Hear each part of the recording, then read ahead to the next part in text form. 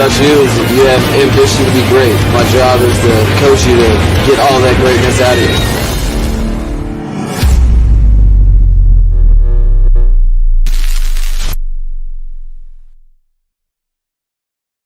What's good, Finn Nation? What's good?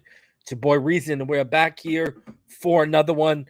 I appreciate each and every one of you coming out tonight, showing some love. I got to open up by just saying, I pray for anyone that's affected right now with what's going on in Europe, between UK and Russia. You can say what you want about Trump. I am by no means a Trump supporter. But the one thing I will say about Donald Trump is if he was in office right now, this would not be flying. It's crazy, seeing videos of I saw this heartbreaking video today of this man putting his daughter and his wife on a bus to head to the safe zone, and he's crying. And obviously my mind shot to my own wife and my daughters, and just to see the greed and the desire and the want for more power in this world tearing families apart, racking up body counts. I think they've dropped over like 160 missiles in the last 24 hours on Ukraine right now. And, just prayers up to anyone that's affected right now by that whole ordeal. It's absolutely terrible situation right now. Absolutely terrible situation. And again, I am not by no means a Trump supporter. Don't get it twisted, but I will say at least he had the balls, and if he was in office, this wouldn't be happening right now. I'm absolutely disgusted that, countries are sitting back and it's just sanctions. You think Vladimir Putin cares about sanctions? And I never mix politics and sports, but we're doing it right now. You really think he cares about sanctions? They took over the nuclear power plant in Chernobyl today. You really think he cares about sanctions? So, it goes back to the old, when we were all kids, right? The bully in the schoolyard. He's going to keep beating people up until eventually someone steps up to the plate and knocks that some bitch right on their ass. And someone's got to be the one to do it. I'm sorry. Someone's got to be the end of one. And shout out to all those in the Ukraine. We're praying for your safety. We're praying for a quick resolve. And just, you can't say enough about how tough the people of that country are right now, and how much admiration and respect and appreciation you have to have for people in that country right now going through it. So I just wanted to start off and just open up and just say, anyone that's affected, because I know people might have family over there, whether it's brothers, sisters, siblings of all sorts, cousins, parents, grandparents, God forbid your children or your significant others there right now.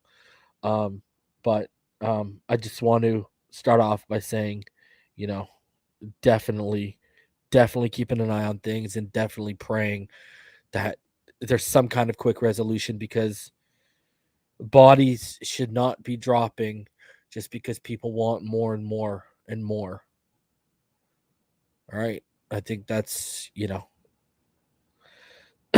not many more vile things in the world than someone just killing a bunch of people because they want more.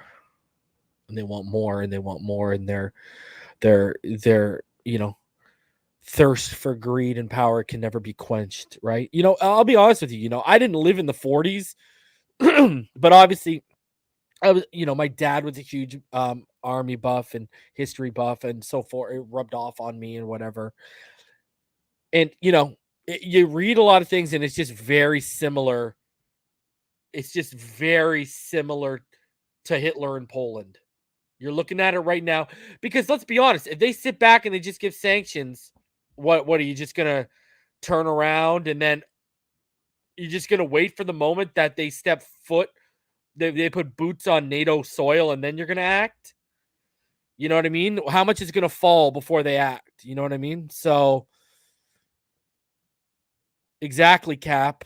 The thing is, Taiwan, see, here's the thing. Taiwan is watching what the U.S. does, because I'm Canadian, if people didn't know. They are watching what you guys do. And they are, let's call a spade right now. They are seeing Biden as weak and feeble leadership, and they're going to move on Taiwan. It's just a matter of time. They were getting ready to move on Taiwan when Trump was in office, and they're going to keep going. So, that's the thing. Like, you got to show some balls and right now, because you got to set an example for China. You know what I mean? People are just going to keep. We all know how humans work. It don't matter what it is, whether it's your kid, whether it's your wife, whether it's your friend. You give a little. An inch is going to turn into a mile, right? And then a mile is going to turn into a whole freaking country. Then a whole country is going to turn into a continent. We've seen it before, right?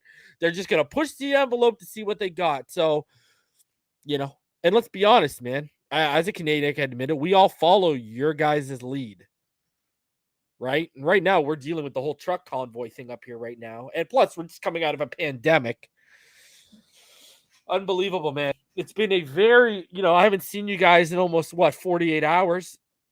And it's been a very, very, very crazy 48 hours. But I do have to say, my prayers and my thoughts are going out to all those in the Ukraine and affected by what's going on right now. It's deplorable. Shout out to the Watch Mr. 1999 donation, said, God bless, bro. Praying for everyone that's afflicted. Cheers and fins up. Man, honestly, can I tell you guys, I was not going to go live tonight. And then I said, you know what? Even if I can give everyone an hour of not having to watch Fox News or CNN or deal with the nonsense, that's part of what I do too, right? As a content creator. So if I can just give you guys an escape for an hour or an hour and a half or whatever the case may be, I'll try and do my best. And I do appreciate each and every one of you coming out right now, especially when you could be stuck in front of the TV. Appreciate you all coming out. We're going to talk about, there actually is quite a bit to talk about. We got a lot to go over in terms of the media availabilities yesterday for the coaching staff. There's an interesting article that came out about PFN about Emmanuel Ogbah, and it was the Twitter caption that actually made me click on it. So we'll talk about that. We got a whole bunch of videos we're going to go over. We got articles from the media session. We got videos from the media session. We're going to go over all of that stuff. You know what I do? I'm the data collector for everyone here, right? So we're going to bring that all together, wrap it up like a bow, and present it to y'all. And in case you missed it and you're not on Twitter, if you are on Twitter, follow me at _real_reason. I think that's like the first time I've ever actually plugged, like given my @ on here. You know what I mean? I usually say @ I don't even plug my Twitter really on this. It's in the description, but it's also the Finside the NFL description. But follow me, follow Finside the NFL on Twitter. I did a Spaces yesterday. Shout out to the homie Showtime. Shout out to the homie Joe Robbie.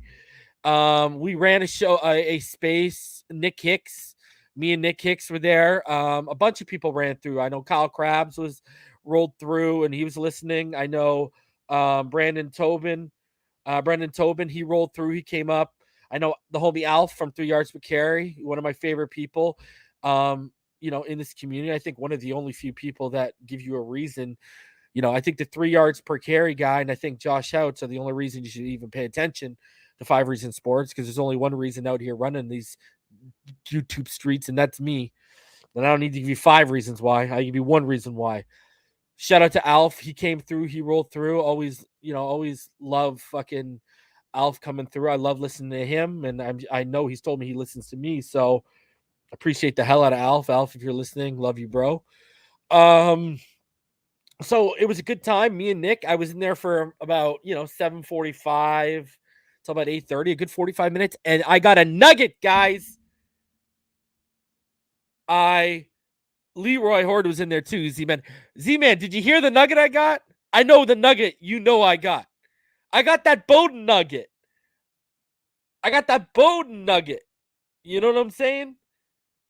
We did 2K views on a space. That's pretty good. That's pretty good for a space. Man, and I got to apologize for people. Yeah, Tuanon came through. Tuanon came through and spoke. Shout out to Tuanon. They came through and spoke. That was ridiculous. That was ridiculous. That was hilarious. It was a good space. I don't do them often, but I'm gonna tell y'all what it is. When I do them, people roll through.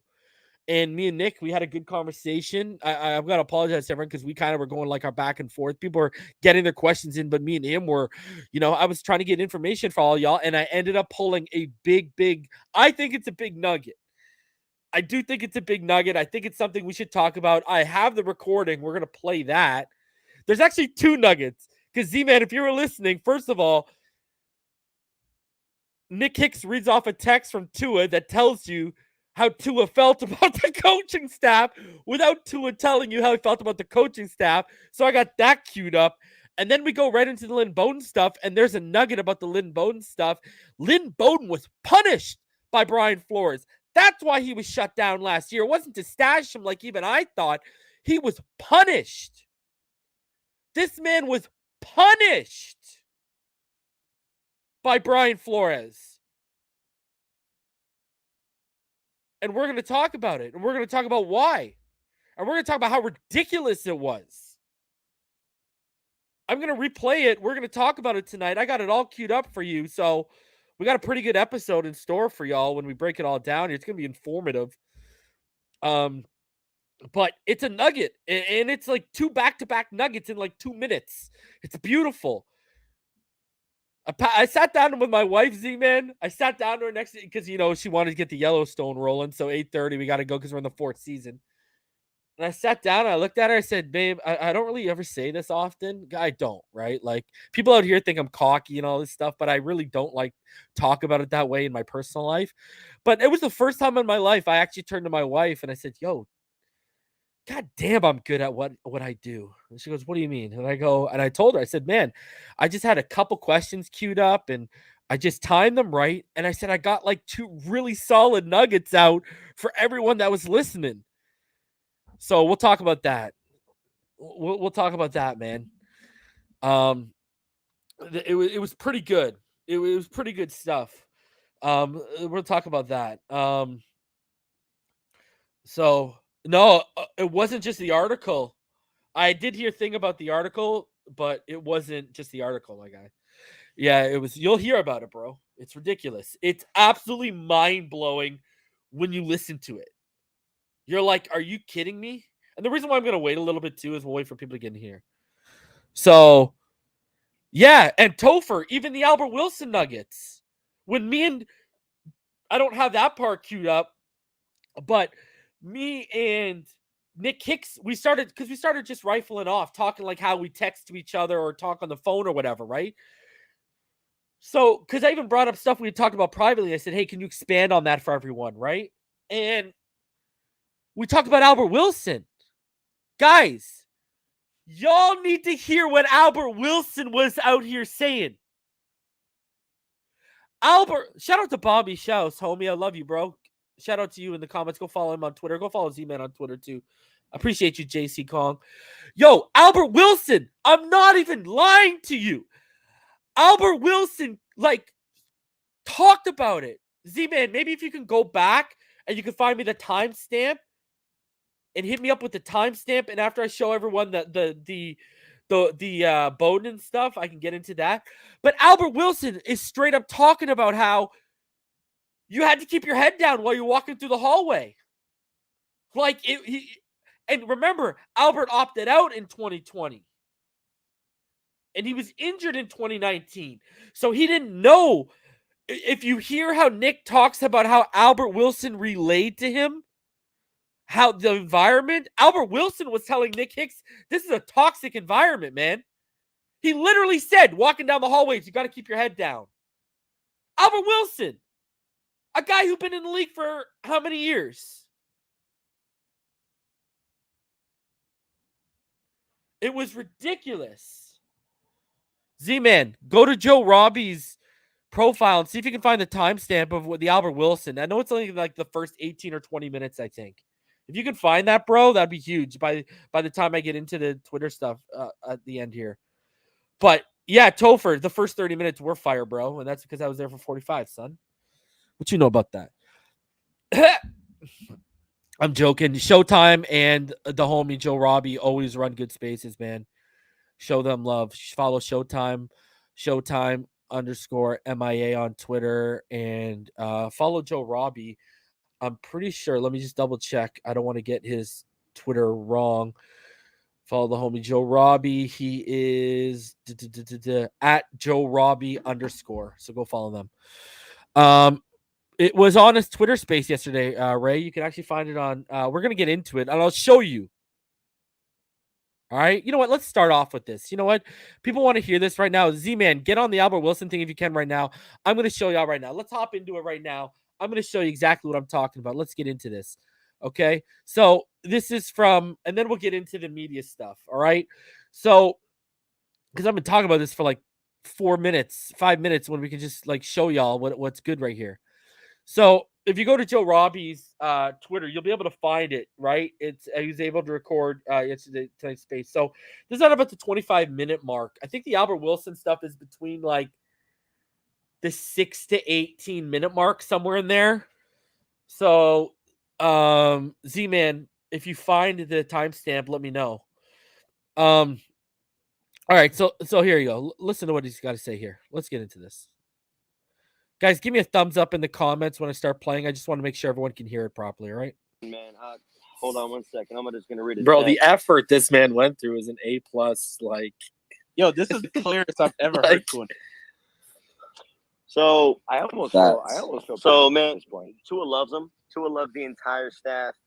I mean, we were supposed to train the other day, and he was running late. And he texted me, hey, man, I'm running late. I'm with, I think he said, what did he say? Watch what he says right here about the coaches. Hey, I'm sorry, bro. I'm with Bev, McDaniel, and Frank the OC. The best dudes that ever been around since coming to the league. No questions. It's amazing. Stop, Nick. You're doing too much. So look, man. Like, can you believe this? Did you hear what he just said? He just said, I'm with Frank Smith, the OC, and Mike McDaniel, the head coach, the best minds I've been with since I've been in the NFL. Right then and there, he just told Nick Hicks, yo, these guys are amazing. I've been with nothing but jabronis the past 2 years. That's what this man just said. Tell me I'm wrong. I'll even roll it back. Let's roll it back. Let's roll it back here. And so you guys can hear what I'm talking about.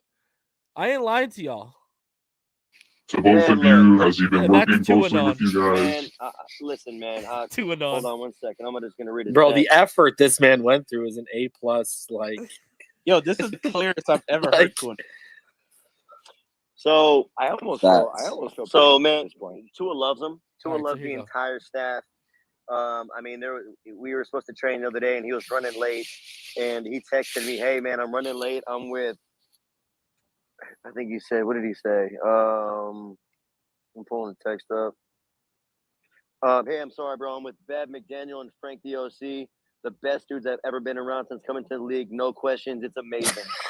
Stop, Nick. You're doing too much. So look, man. Goosies. Look, hey, we're in. So he loves them. They love him. Goosies. And listen, man, they're excited. They're excited. So, and all I care about is my man being happy. Like, Tua is happy, and that's all that matters. So that's what I say. Yeah, we like seeing Tua. That's our favorite. Yo, he's so polite, but he really just told you what he thought of that whole coaching staff in that one text. If you really think about it, he's so polite, but he just told you what he thought about all those coaches. Well, it's not even him, though. It's not even him, though. Watch. It's not even him, though, because listen, I asked Lynn, and Lynn's like, bro, I just met with Wes Welker today. He's like, bro, I'm not even going to lie to you. He's like, I had goosebumps. I had goosebumps after leaving the meeting. He's like, we haven't had anybody talk to me. Is he hungry because he was shut down? Because he thought he was shut down way too early, and he just got that dog in him ready. Watch what he says about Lynn Bowden right now. Down because he didn't train with the Dolphins strength coaches in the offseason. It was a punishment, bro. It's fucking ridiculous, dude. Yeah. Wow. And here's the thing: Lynn only trained with me for 2 weeks last year. He got to the party super late, and he loved what we were doing. But then he had to go to the facility to show face. But They thought that he was with me the entire offseason, and he had a soft tissue injury, bro. He pulled his hamstring. And they thought, oh, see, if you were to train with us, you wouldn't have had this injury. So they automatically dubbed it as a perform injury. Wow. This is a perform thing. And bro, yeah, bro. That's fucked up. Bro, Lynn was ready to come back week 5. He felt great. He was ready to come back week 5. Well, nope. Wow. Yeah, man. Do you hear that? You hear that? They put the blame on Nick Hickson Perform for Lynn Bowden Jr.'s soft tissue injury. That's who they blamed. And I even go on and I tell him, I say, are these guys really going to act? Are they really about to act like DVP does not exist? Are they really about to act like DVP doesn't exist? They punished him for working out with Perform. And I say to Nick Hicks later on in this chat, they really had it out for you, huh? Like, Flores, see what I'm talking about right now? But people still want to paint him as a good guy. People still want to believe that my PED thing must be so far-fetched when Perform's out here telling you guys they shut this guy down because he had a soft tissue injury and they felt he didn't put enough time on him and they blamed the injury on Perform. Are you serious right now? Do you not see what the issue with the situation?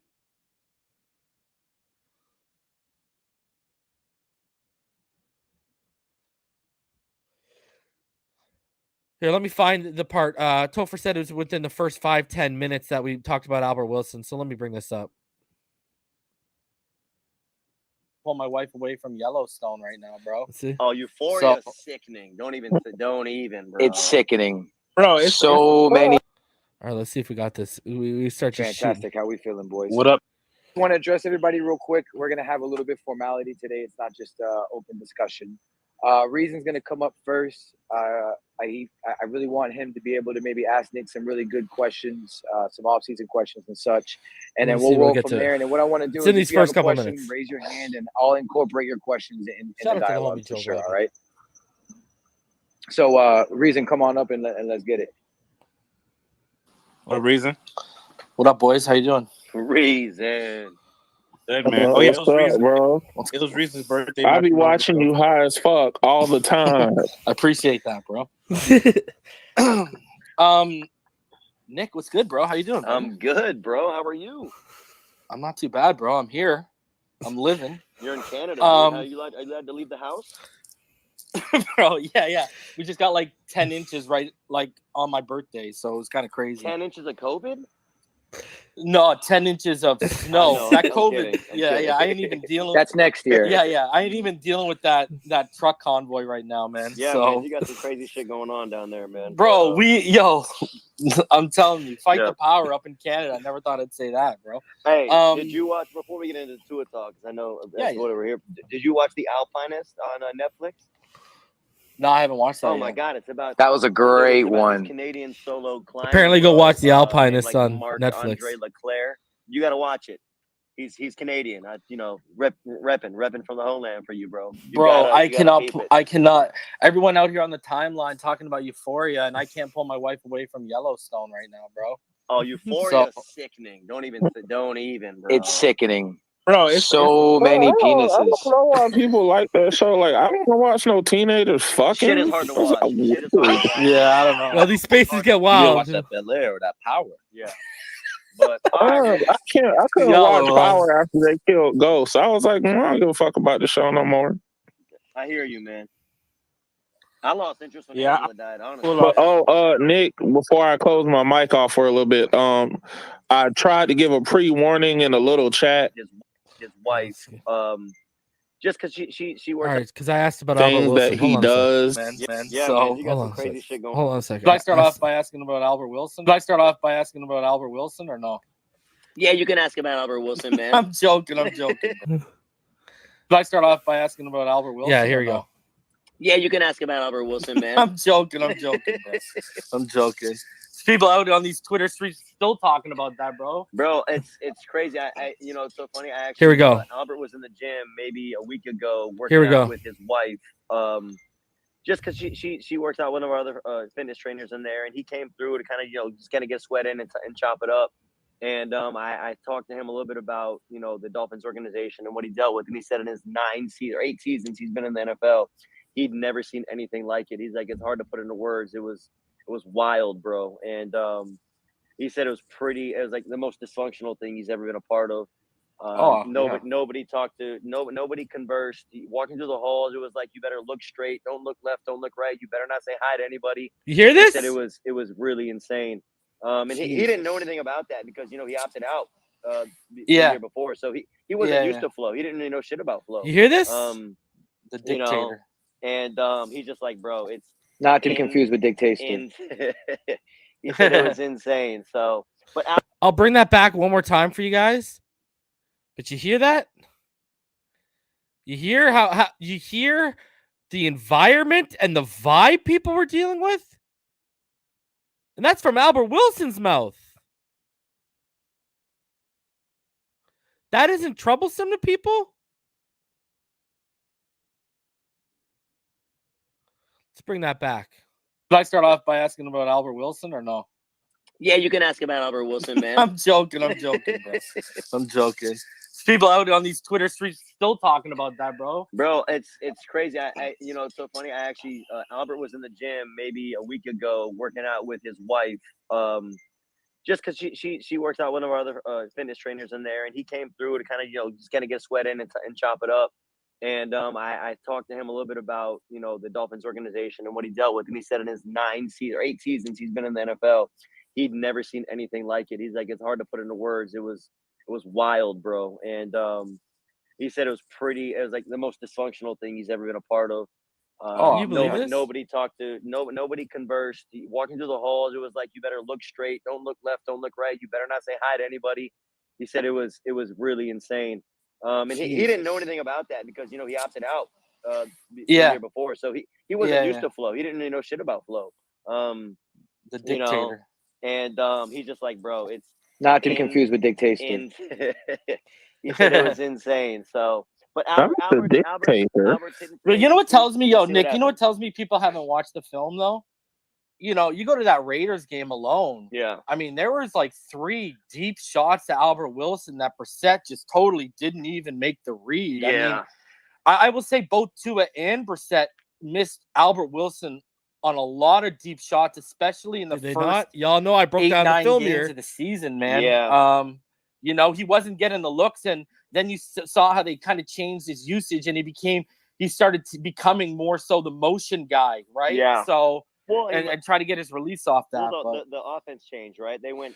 So you hear about how now.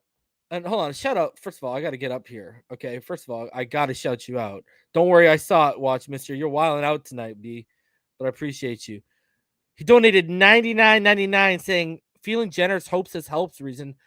Bro, I appreciate you, man, very much. Anything helps, man. I'm going through a rebranding right now of this channel, and that goes right to the rebranding, Watch, mister. So appreciate you, my guy. Okay, so you hear, appreciate you a ton, Watch, mister. You've been wilding out tonight. Love you, bro. You hear what Albert Wilson is conveying. Like, this is not a good situation. This wasn't a good situation. Right? You heard how Lynn Bowden was treated. You heard word for word a text message from Tua to Nick Hicks raving about how great McDaniel and Frank Smith are, and he said they're the best guys he's been around since he's been in the NFL. That throws everyone under the bus.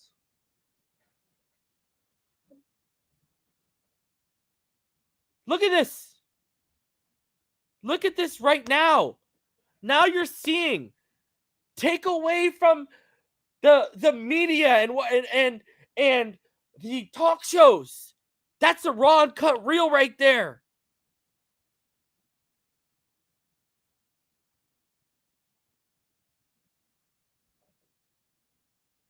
We thought they stashed Lynn Bowden. We thought they played it smart. It was a punishment, which makes sense because what was reported at the end of the season, Preston Williams was punished for his agent's activity on Twitter.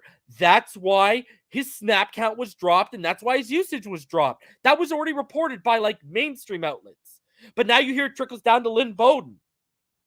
You hear a guy who's been in the league for 8+ years, Albert Wilson, says it's the most dysfunctional thing he's been in, environment he's been in, and said you basically got to keep your head down, walking through the halls, can't turn left, can't turn right.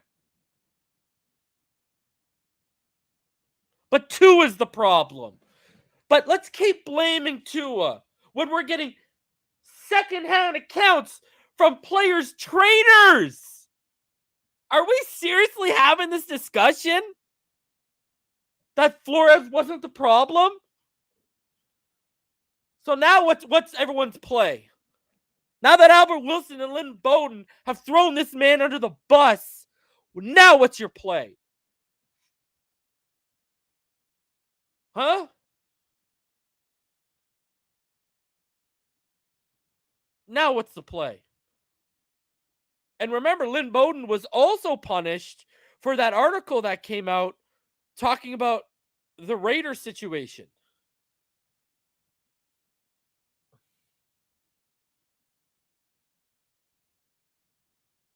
And Nick Hick's is going to be coming back before OTAs and such, and we're going to talk about the offseason regiment. We're going to get down. Nick Hick's the man. And Finside the NFL is a spot for Nick Hicks. So we're going to get down, and we're going to have another in-depth conversation for all of y'all here. Follow me on Twitter, man. Another reason why you should follow me on Twitter, that type of content. You know what I mean? I might even splice up the first 45 minutes I was on and upload it to Patreon and have a download link for my members. So we'll see what I do tonight. But check that out, man. I'm telling you right now, like, it's not as black and white as people are making out to seem in terms of Flores' relationships behind the scenes. I've been telling you guys, I've been hearing this stuff for over a year. Over a year I've been hearing this.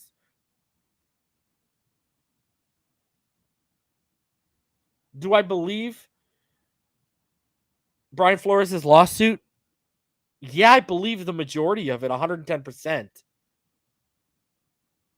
Right? I believe what he's saying about discrimination. I believe Ross offered him. I believe that. I'm sorry. I believe Tom Brady was set up. Ross wants to win. Ross has told us publicly how badly he wants to win. Is it illegal? Sure. But am I going to condemn him for it? Well, I mean, if it means his ass is out of Miami, I guess. But at the end of the day, it just shows me that this guy's willing to go to illegal depths to win. Right? But can all of that lawsuit be true and Flores also be a dickhead? Yes. That's exactly what the situation is. Brian Flores is not a people person. Brian Flores has a douchey attitude. But Brian Flores was also, in my opinion, being very truthful in his lawsuit. Both things can be right. It's just like he can be a dick and a dictator, but also can be a good X's and O's coach. Both things can be right. Now, he wasn't a good X's and O's coach on the offense, but defensively, sure. I'll give you that. So, I mean, hey, it is what it is. All right? Just more proof that this guy is not what we all were led to believe in the first couple of years. That's it. That's all. He was just it was another personality and lack of people skills cut from the Patriots cloth. That's it. That's all. And I remember I warned all y'all last offseason that this guy could be fired. And people thought I was crazy. And people were in my chat saying he's the best coach we've had since Don Shula.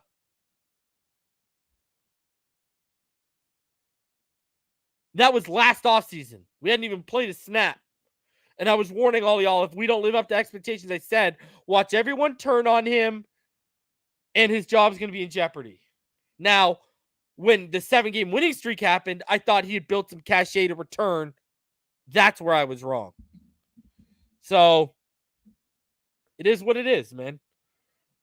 And yes, Reason admitted he was wrong because the latter part of it was wrong.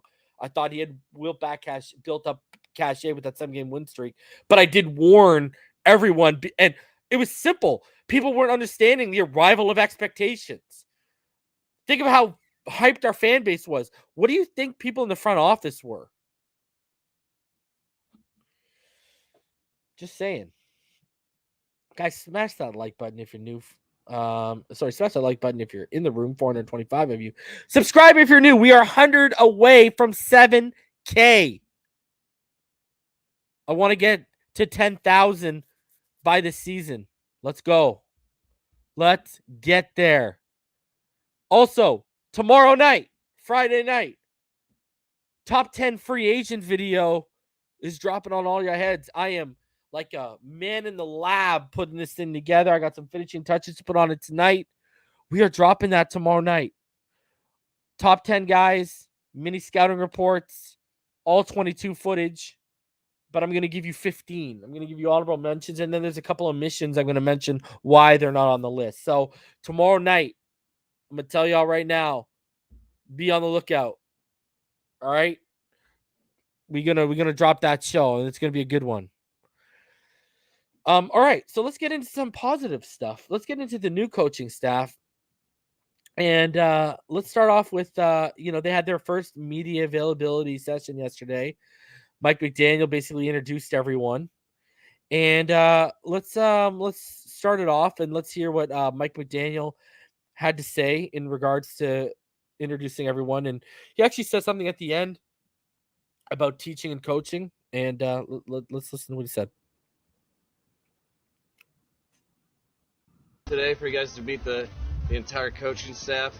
I feel extremely proud and blessed to have these men working with me. I think when you have perspective and experience with good guys who communicate well, we're going to build something that is obviously tailored to our players that's going to hopefully bring out what they do well. I'm extremely excited for the staff that we've put together on defense, the staff that we've put together as a whole group to be able to play good complementary football, to put a good product out there on Sunday. Being home, being for the franchise that gave me the opportunity, and seeing what this team is on the cusp of, it was an easy decision. I'm really just excited to be back down here and ready to get to work and do whatever we need to do to make us a contender. To be able to come back, to where you played, where you did some really good things, to be able to give the knowledge, back to our players. That sweater it feels is really so good. fresh.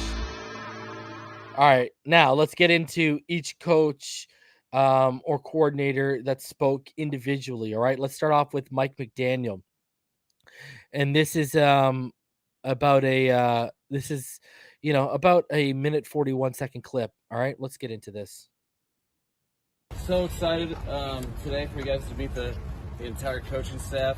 I feel extremely proud and blessed to have these men working with me. The biggest thing with coaches in general that shouldn't be lost in all of it is it's about their ability to communicate to players, because it's all about the players, really. And that's why I'm so excited about the group of guys you guys are about to meet, not only for their aptitude in coaching, but really who they are as human beings and their ability to connect to players. I think will prove the Miami Dolphins organization very proud moving forward. Starting with it on offense, Frank Smith. Couldn't be happier to work with this guy. He is very diligent, very good at his job, and a great leader of men that I think all the players will really respond to, and that people will enjoy working for. And also very excited to be working with Josh Boyer. Not only is his, I hated going against the scheme really Not only does he do a great job with that, but his ownership of that scheme is really going to be awesome moving forward for the Miami Dolphins and right here. All the players involved. And he's surrounded by outstanding individuals that command the respect of players, but also are true to the whole vision of what coaching should truly be, and that's a dedication to getting each and every player better one day at a time. Look at that. The vision of coaching should be the dedication to get each and every player better one day at a time, not just the quarterback, every player. And I believe him. I believe Mike McDaniel. Maybe because I started the train. I've been riding that train since last year when he was potentially in the running for an OC candidacy with us. But I believe in him. So let's get into what Josh Boyer said, and then we got a couple little interesting things regarding Josh Boyer. And let's see what he had to say in regards to skepticism of whether he can succeed without Brian Flores. You get a brand new perspective, and what we're all trying to do each day is get better, and the more knowledge you have, the better you're going to get at that. Some are skeptical of how you'll fare without the support of Brian Flores or Gerald Alexander. How do you respond to that? Well, I feel very fortunate about our staff that we have here, and I would say, Flo is obviously, I spent 16 of my years in the NFL with him, whether it be at New England in various roles where he was in various roles, or here various roles as a head coach. I think when you go back and you look at defensively, there's a lot of things that we do from Dean Pease, who's been a defensive coordinator in this league for a long time. There's a lot of things that we do from Bill. Obviously Flo has a good defensive mind. I would say, and then, there's just things that we see, and we're going to adapt to the players that we have. So we're very excited for this year, kind of moving on from last year. It's like I said, every year is different, and I learned this very early in this league, especially when you're a position coach and you get attached to players and you're like, oh, okay, this guy's going to make, now again, I'll be dating myself here, but, this guy's going to make $2 million, which, back when I got in the league, $2 million, that was a big thing. Now, if you get a guy for $2 million, that's, it's bargain shopping. So, you have personal relationships with the guys that are on different teams. Like, there's a lot of guys that I love in this league that are coaches on other teams, players on other teams. But again, what you do is try to, and I think Mike's done a great job of this. We put, the best staff, that I think we can put together here. We're going to be a very cohesive group with the guys that have been here and the new guys that we're adding, and with the things that we'd like to do. So I feel pretty comfortable with that. So again, cohesiveness, right? Talking about working together, collaborative effort, something we've been talking about. Communication, collaborative effort, and teachers is what the three things I've been stressing. And that's the three things, those are the three things I've been stressing since we were potentially going to pluck McDaniel, right? Because you just look off the Shanahan tree, and also egoless and no pride, right? So interesting stuff there. Now, David Hyde had an article, and it was called, let's get into this right here. Let me pull it up for you. Understandable and unusual, Josh Boyer returns to Dolphins defense to protect Mike McDaniel's blind side. Into this here. Can I listen to this article? Sweet. Really? Yeah. When Metrolinx expands into new neighborhoods, we're rocking ads, huh? Well, let's wait the 26 seconds for that ad to. I can actually listen to this article. I don't have to sit here and read it to all of y'all. Well, let's listen to it. Tell me it's narrated by Dave Hyde. I'm hoping it's Morgan Freeman, but I'm thinking they're going to give me David Hyde. I can't believe this is a thing. This is awesome. I've noticed it before. I've just never clicked on it. All right, let's. Josh Boyer unusual return as Miami Dolphins. Oh, I ain't trying to hear that. Are we really doing that? Oh, and what? It's not even loaded properly right now. Let me reload that. Forget. All right.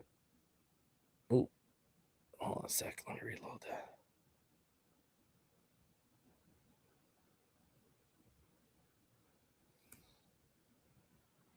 Sorry, give me a sec, guys. I'm not about to listen to two and on read a Dave Hard article, that's for sure. All right.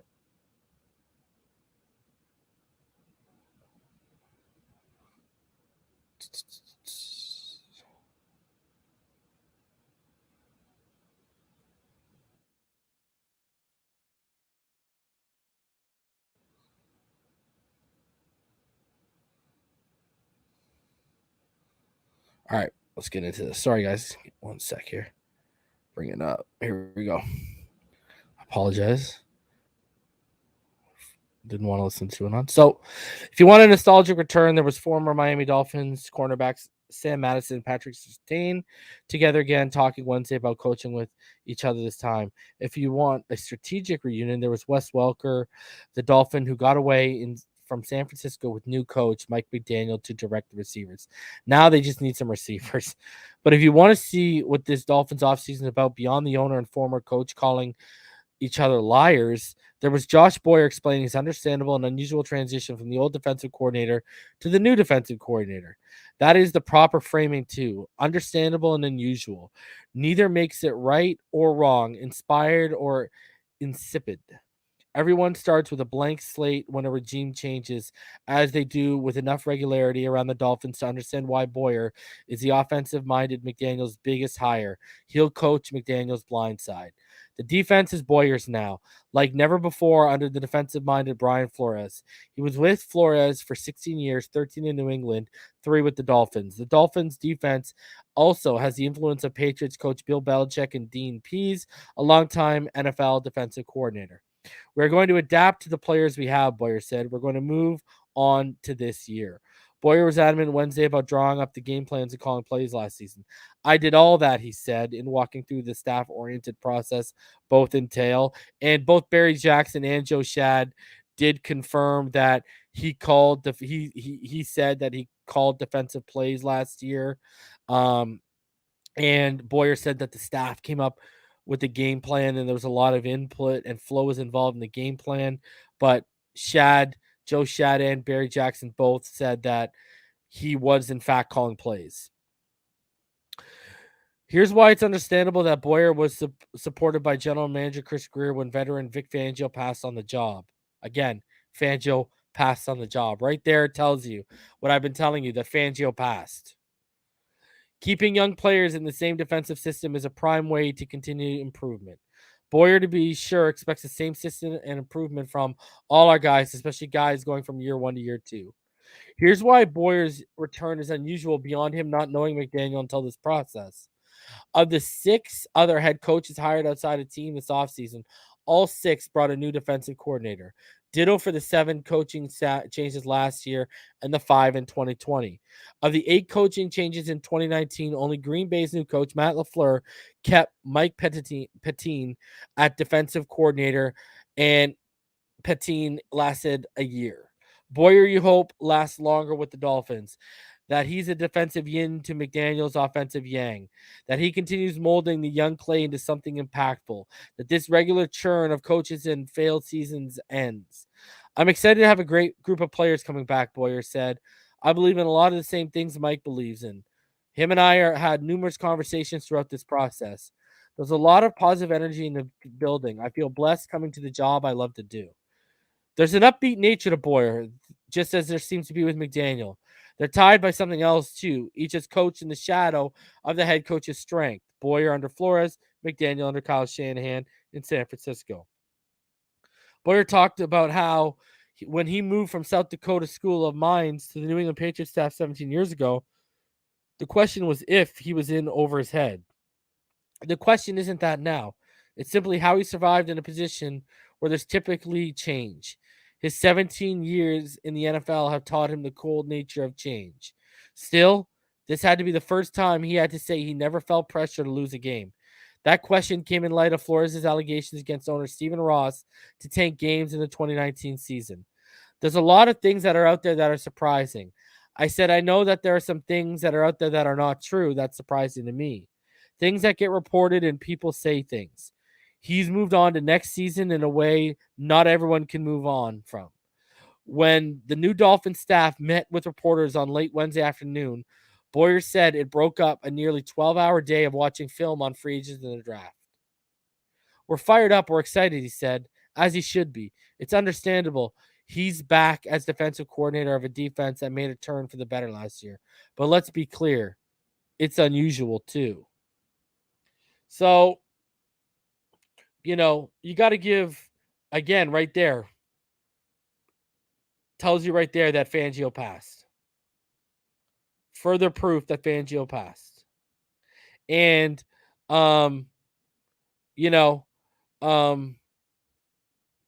he was asked yesterday if he felt any pressure from ownership to lose in 2019. And he said, and I quote, "No, I've never felt that. That's never came up for me. Every conversation that I've had is put guys in the best position to succeed and try to win the game. For me personally, that has never come up."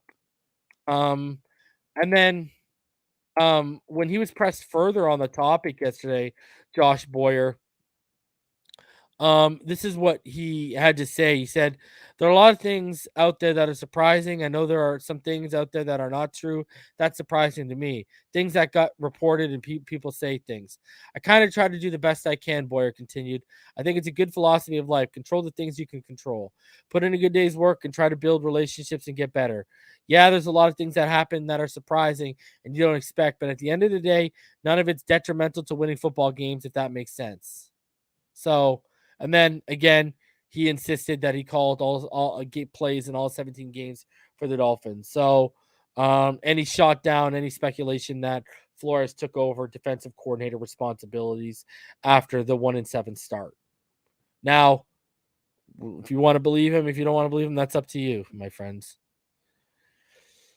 All right. As you know, the gang is back together. And quickly, let's look what Sam Madison had to say, because he's very appreciative of Andy Reid. And he actually said Andy Reid let him out of his contract to join the Dolphins. You look around the NFL, normally you're under contract, and guys reach out to them and try to get interviews, and they're denied because they're under contract. But Coach Reid, he did call me and talk to me about the situation, and it's like, Sam, this is just something unprecedented, that never happened to me. Meeting him as a head coach, he was like, he understood and saw my work ethic when I was in Kansas City, but he was like, your family is there, you play there at a high level. Just automatically just hopefully just be able to give you opportunity to go Miami Dolphins. How many years did you have left on your contract in KC? I still had another year on my contract. Another year. Yeah. See, there you go. What did you say to him? Madison said he had another year on his contract. Reid let him out. First time being in that situation, so I didn't really, know what to expect. I didn't know any of the rules or anything like that. And I asked him, I was like, Coach, can you please give me, some information or some guidance on what I should be doing or what, to be expected and things of that nature, because, my hiring process last time was totally different. And he gave me a very good rundown of what to expect, and and he gave me his gracious. One of the things you guys his graciousness to be able to go out there and have opportunity to talk to the Dolphins. So, just ready to get to work. We've been hammering it already, doing a lot of evaluations so far. So far so good. Man, shout out to Andy Reid for letting Sam Madison come home. I appreciate you, my guy. I truly do. Huge. And then friend of the show who I've had on the show, David Flores, he put out this article about Sam Madison and Patrick Surtain. He said, Madison Surtain, happy to be back with the Dolphins. We're going to always be linked together.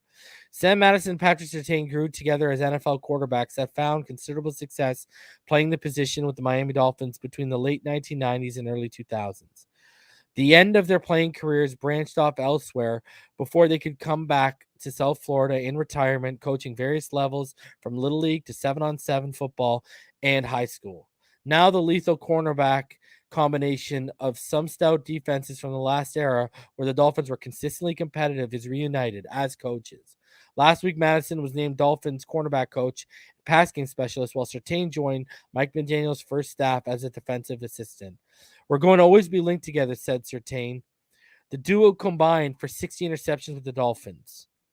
Madison and Surtain were both initially going for the cornerback's coach position, but with Madison spending the past 3 seasons holding the role in Kansas City, he got the job. Surtain was interviewing for it, and he heard there were 3 other candidates. Although he hadn't spoken to Madison, he knew he was one of them.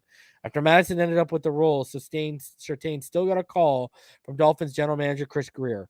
His number popped up, Surtain recalled, and I'm like, I know they just hired Sam. Oh, you got another position? Okay, let me think about it. It took me 2 seconds. I was like, yes, back together again. Sam Madison, of how he reacted when he found out Surtain would join him. He's been coaching a long time. He knows exactly what to do. It might be some little adjustments that he has to do.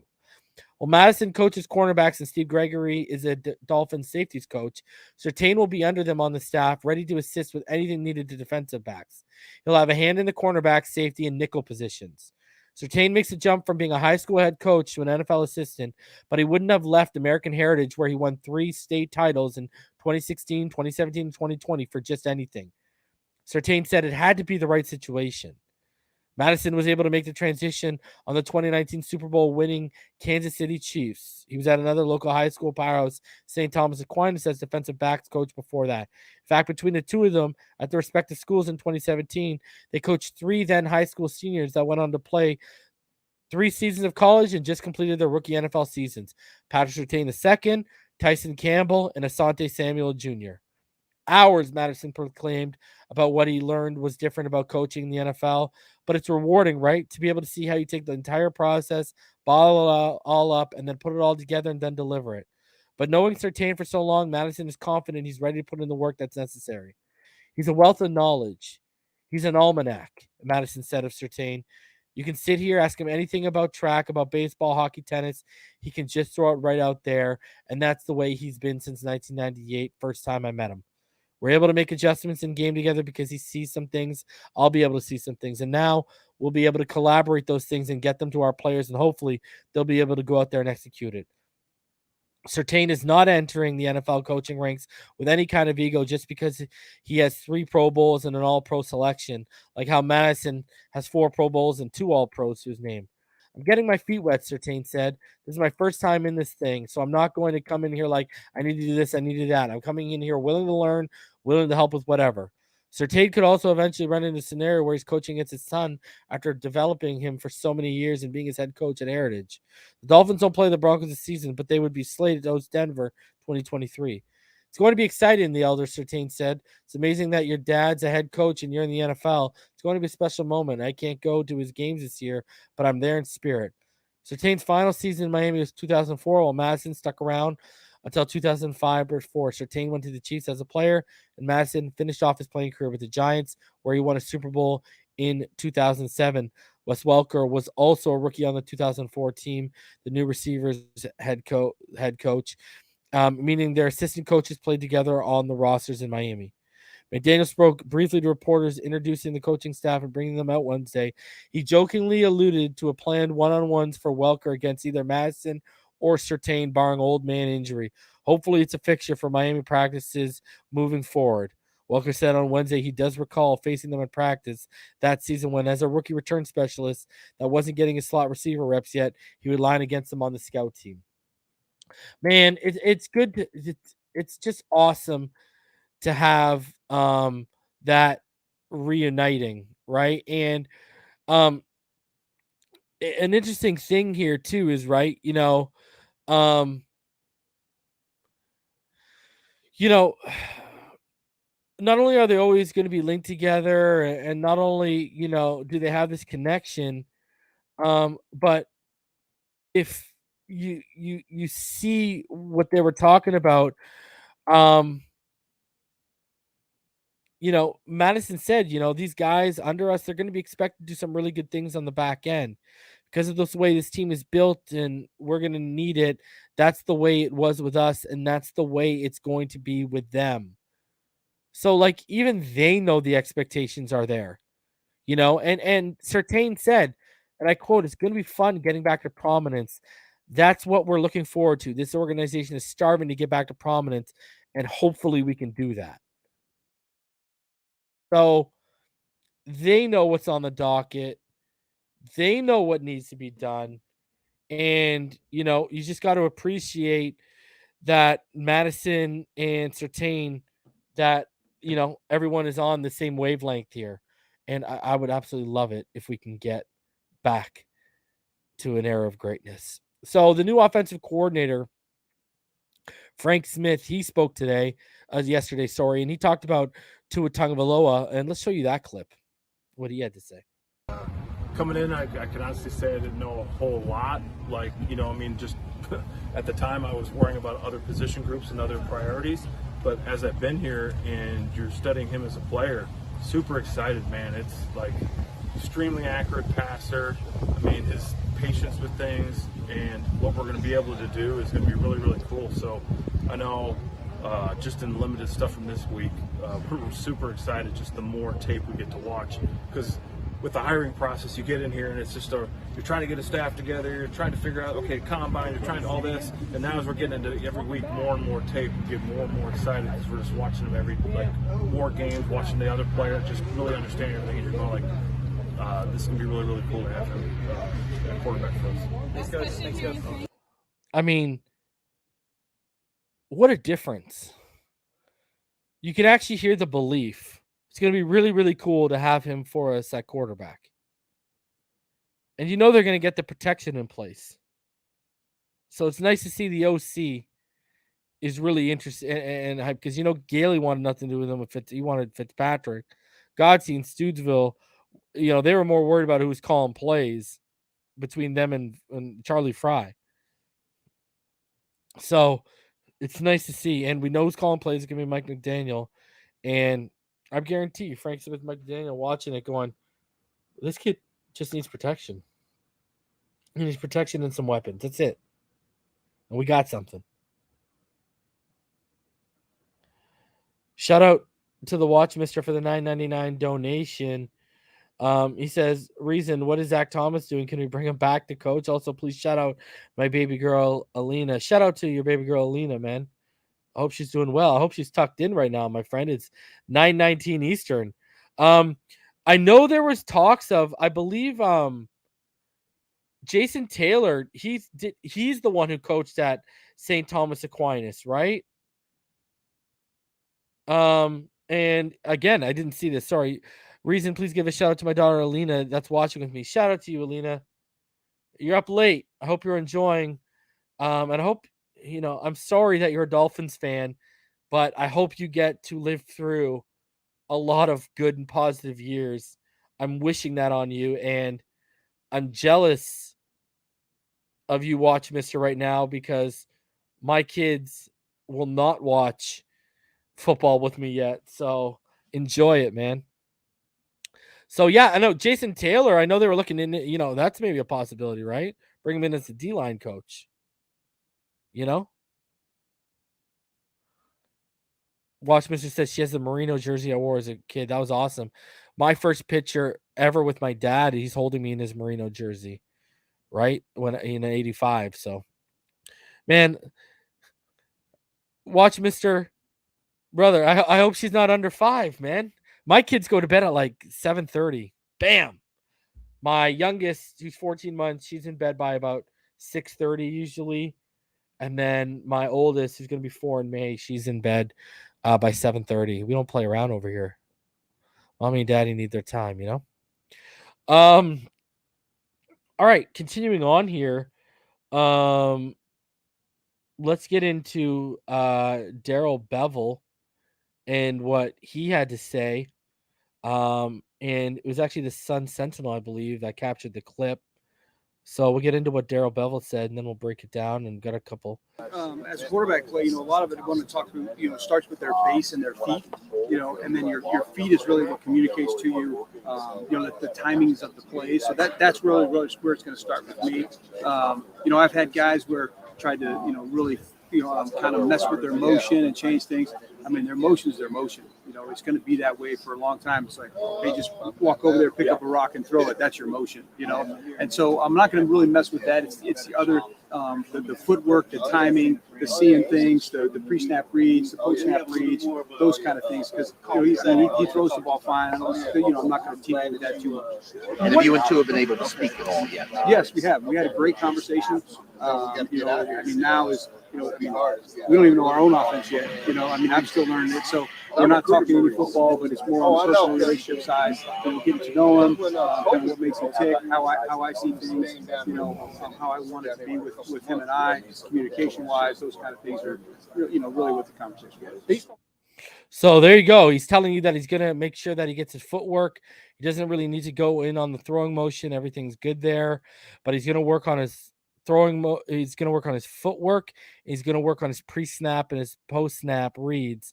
And, I'm going to tell you, you're going to see him coming off those determined reads a lot more under Bevell. I'm telling you right now, you're going to see it. You're going to see it under Bevell. I'm telling you, this is like one of the hires of the offseason. I don't think people realize how good of a coach we just got there.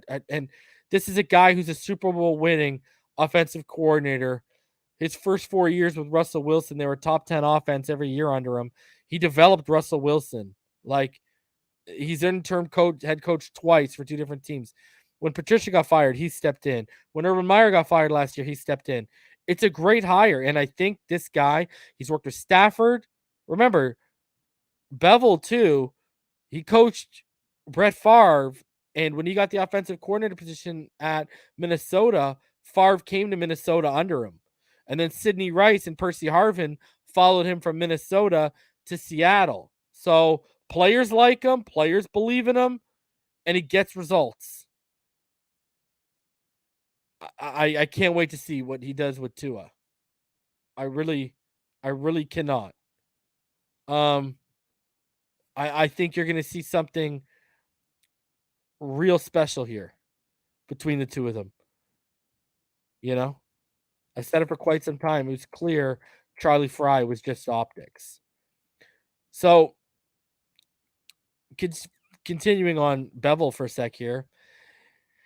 He said he had this article come out and said Tagovailoa coached.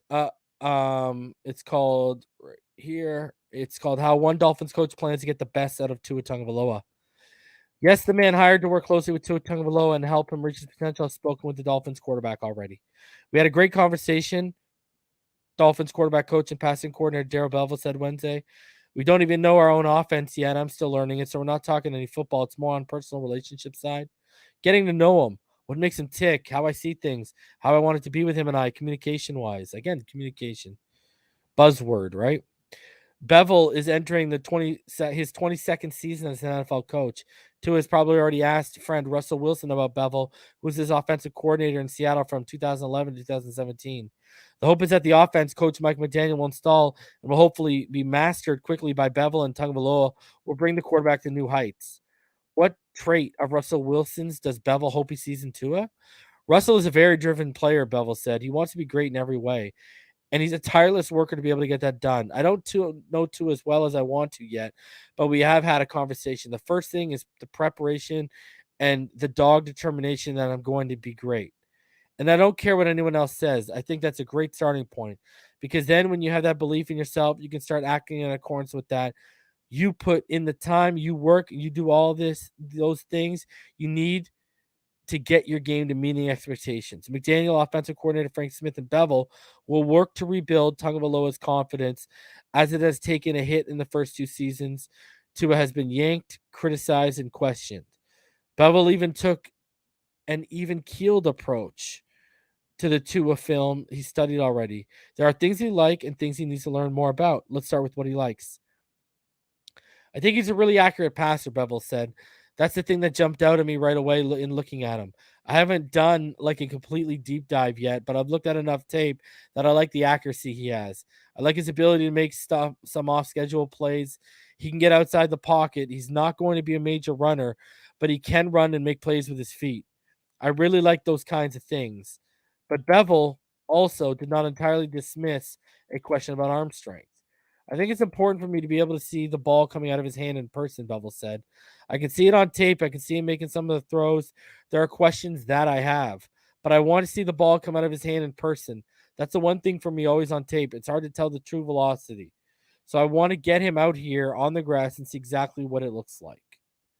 From what I've seen, we'll definitely be able to have high success from him being able to throw the football. He can make many of the throws that we're going to ask him to do, and the ones he can't, then we're going to do something different. Bevell was not drawing any sweeping conclusions. He was noting that they want to tailor the offense to Tua's strengths as a player. Tailor the game to them, to their talent, rather than fitting the round peg in the square hole, Bevell said. 4 of us to see what is the vision for the player, what is the player's vision of himself, and then have a conversation about that and say, okay, this is the vision that I see. Let's bring you to that. Do you agree with that? And if we do, we can tailor the offense to bring out the strengths of each guy. McDaniel, Smith, and Bevell believe the run-heavy zone-based scheme used in the past by teams like the Broncos and the 49ers can help Tua succeed. Anytime you run the football, that's a quarterback's best friend, Bevell said. It opens up so much when you turn around and hand the ball to the running back. It takes a lot of pressure off of you. But then it affects the defense in a positive way when you can play fake them and distort the defense. We'll have many different ways to do that. Being able to get the quarterback out on the edge, movement to create space for them are things that have been a major staple of the offense. At times last season, it seemed Tua's mechanics slipped. Bevell, who has coached quarterbacks such as Wilson, Brett Favre, and Matthew Stafford, had an interesting thought about adjustments that quarterbacks might need to make. A lot of it starts with their base and their feet, Bevell said. Your feet is really what communicates to you on the timing of a play. I've had guys try to mess with their motion and change things. Your motion is your motion. It's going to be that way for a long time. It's like, hey, walk over there, pick up a rock and throw. That's your motion. And so I'm not going to mess with that. It's footwork. It's timing, seeing things, pre-snap reads, post-snap reads. He throws the ball fine. I'm not going to tinker with that too much. Bevell, who was a Jacksonville Jaguars offensive coordinator last season, said he's looking forward to working closely with a quarterback, being in a position meeting back in a positional meeting room again. The first thing is to get him ingrained in the system, Bevell said of Tua. Once we're able to do that, I think the system is going to be built and tailored to him, and we're going to be able to bring out all of the positives in his game, and we'll continue to kind of grow from there. The starting point is to get him ingrained in the system. So right there, he's telling you, I think we can have a high level of success. That's exactly what he's telling you. I think we can have a high level of success with this kid in this offense. Shout out to Junior with an $1.99 donation. Opinion on Kansas State quarterback Skylar Thompson. He's okay. I'm not like overly high on him. So, again, you look at this and, not only are they tailoring it to him, but he's telling you, there's only a few tinkerings. And the footwork is something that I've pointed out consistently all year. And you fix that footwork, a lot of the accuracy issues over the middle of the field are going to be fixed. And you build his confidence up, all that stuff will be fixed. There will be absolutely zero issues with it. Trust me. So Joe Shad had a little tweet. This is what Wes Welker had to say in regards a quote he had about Waddle. He said, Wes Welker on Jalen Waddle, that kid is top-notch, ton of talent, speed, passion for the game. That's what you want to work with. I'm excited to work with him and hopefully take him to the next level. And we already know Mike McDaniel was out here when he was asked about one fantasy player. People should go out and snag, and he yelled, Waddle, Waddle, Waddle. And look at this right here. And now you got Wes Welker coming out here and just praising Waddle right away. Waddle's about to take a next step in development this year. I'm telling you, Waddle is going to be a top 5 receiver by the end of year 3. Mark it down. I said that since year 1. I'll say it again. And I like the minds that are in, McDaniel, former receiver coach himself, now Wes Welker back. I love it, man. God, I love our staff, especially offensively. I like a lot of our defensive pieces too, though. How can you not like Madison, Surtain brought back together? It's awesome. It's awesome stuff. Really, it is. All right. And then Matt Applebaum, an interesting article came out today, and it was from Barry Jackson. And it was in regards to what Matt Applebaum had to say. And I know a lot of people are going to be interested in this one. So it said, new Dolphins offensive line coach explains mission. A lot of things need to get better. The man charged with helping fix the Dolphins offensive line was reminded Wednesday that the unit has been a concern for years. Yeah, I've been told, Matt Applebaum said, the Dolphins' new offensive coach line hasn't yet closely studied the players he's inheriting, a group including Austin Jackson, Robert Hunt, and Liam Eichenberg. But he already knows this. A lot of things need to get better. I haven't studied the guys where I can say if he improves on this one thing, then I'm not at that level right now with the guys. Everything needs to get better. We need to find a way to put the 5 best guys out there to execute our scheme and have success running the football, protecting the quarterback, and winning football games. What needs to happen is clear. Executing is not easy. In a bit of surprise, Applebaum and new coach Mike McDaniel retained Lemuel Jean-Pierre, the coach who guided last year's unit, which allowed the NFL's 11th most sacks and quarterback pressures, while run blocking for a group that's finished 31st in the league in average yards per carry. Jean-Pierre will now serve as an assistant offensive line coach, the position he held in 2019 before he was promoted by Brian Flores to replace Steve Marshall. Why was he retained? It starts with he's a phenomenal guy, Applebaum said. This is a people business, and we've got to work with people on our staff very closely all day long. To be around quality people is a very underrated element. It starts with that. Next thing I would say is the guy is a good football coach. I talked football with him, and I've been impressed with him. So those are some things. Familiarity with the personnel, that certainly doesn't hurt. But he's a great guy, and I'm really looking forward to working with him. He'll be gone in a year. Applebaum Boston coached offensive line the past 2 years, and the Eagles ranked 11th of 130 FBS teams in run blocking per PFF's grades last season. The Dolphins rated 30th in that category among 32 teams according to PFF. Also, Boston College permitted the 3rd fewest sacks in the ACC last season. Applebaum previously coached at Washington and Jacksonville, met new Dolphins coach Mike McDaniel at the 2010 Combine, and they stayed in touch. I wouldn't say we're texting every day, but there's always been a relationship there, Applebaum said. I would say when he got the job, there was optimism, Applebaum added. But until I got called by him, I certainly didn't think that he'd be hired by the Dolphins. I was very pleased to get the phone call. His number was programmed in. So from the time it came in, I was like, let's go. He had hoped to return to the professional ranks because I've always enjoyed working in the NFL. It's great. It's at the top of the profession. These are the best players. I'm fortunate to be on a staff with a bunch of great guys and great football coaches, and then it's an excellent opportunity. You see what McDaniel's doing, though, between Frank Smith and Applebaum, and even Wes Welker. He's the play caller. He's a former wide receiver coach, and offensive line is one of his specialties. He is setting his coaches up for success as well. These guys are going to look good because of Mike McDaniel. That's how he's setting them up. Right? It's a bit of a Belichick where he pulls a string and everyone looks good because he pulls the strings, and then you get them by yourself and you're like, oh, I'm missing a piece. That's where it looks like this is headed. Anyways, the Dolphins will implement a zone blocking scheme, and Applebaum said there's a certain level of athleticism needed to play in the run scheme we're talking about. That's why Jackson's going to make it. That's why Eichenberg should be worried and Kinley should be worried. Like a twitchiness, suddenness, ability to bend, change directions, they should be very worried. You obviously need a certain level of size too. Worried for Eichenberg, not Kinley. There's a premium on a certain level of athlete. There's a mental processing that I think is important regardless of scheme, and a physical toughness. This is a scheme where you have to try to get after your opponent consistently throughout the play. It's not the kind of thing where you can wall a guy off and the play is over for you. That ball can go a lot of places, and it happens later on in the play. So you've really got to strain.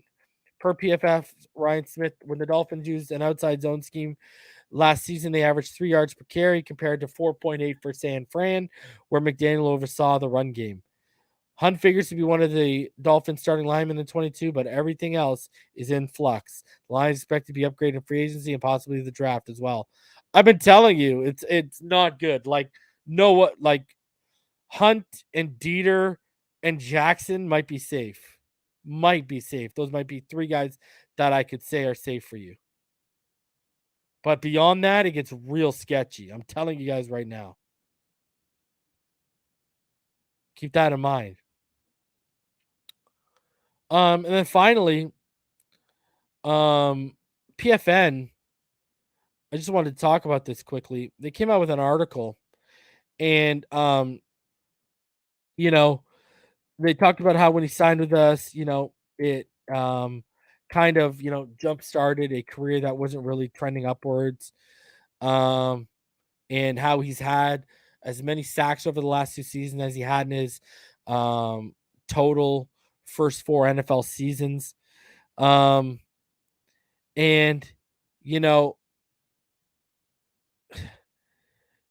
he's coming off being the 35th 35th highest paid edge defender in the NFL, and he's going to get a raise, and the franchise tag is very unlikely because it's about $20.2 million.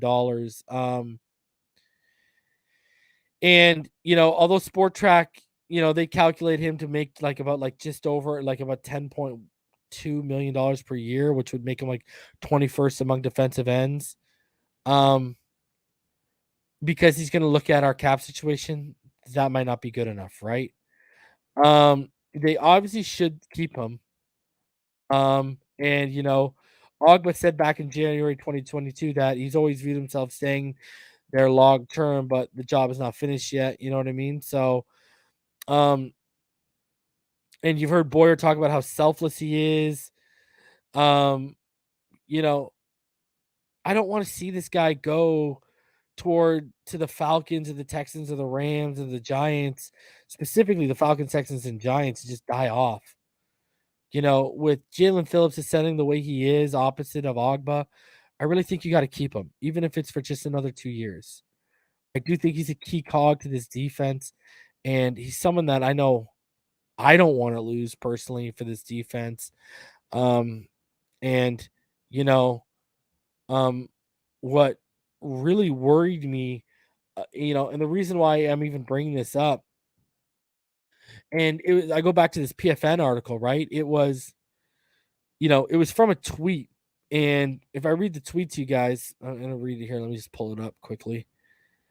If I read the tweet to you guys, it's really not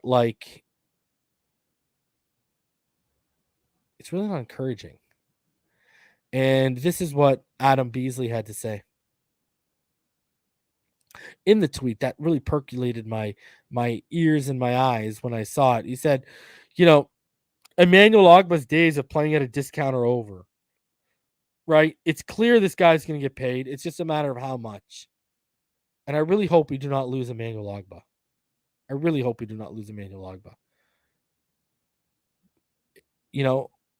I think he should be a higher priority than Gesicki. Pay Ogbah. Make sure X is taken care of. Get that linebacker, and let's get rolling.